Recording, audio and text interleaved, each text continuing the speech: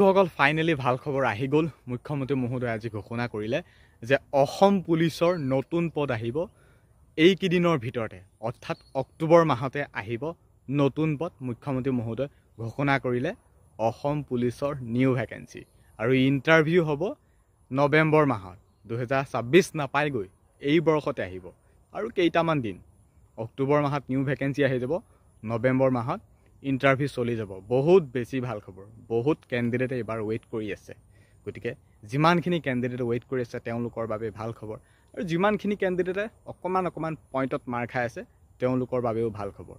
কিন্তু আমি বিচাৰিছোঁ, এতিয়ালৈকে যিহেতু এডভাৰটাইজমেণ্ট মুকলি কৰি দিয়া নাই, কিন্তু এতিয়া আমি হয়তো ক'ব পাৰোঁ বা ৰিকুৱেষ্ট কৰিব পাৰোঁ বা আমি বিচাৰিছোঁ যাতে মুখ্যমন্ত্ৰী মহোদয়ে আমাৰ প্ৰতি লক্ষ্য ৰাখি আমাৰ এই কষ্টবোৰৰ প্ৰতি যাতে অকণমান মন কৰি তেওঁ যাতে ৰিক্ৰুটমেণ্টটো অলপমান ভেকেঞ্চিসমূহ যাতে বঢ়াই দিয়ে।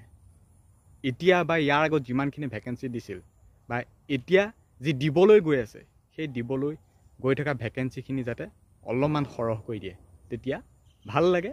ৰিক্ৰুটমেণ্টত অংশগ্ৰহণ কৰিও ভাল লাগে আৰু চিলেকশ্যন পাবলৈ অলপমান ভাল হয়। গতিকে অক্টোবৰ মাহত আহিব, নৱেম্বৰ মাহত ইণ্টাৰভিউ হ'ব অসম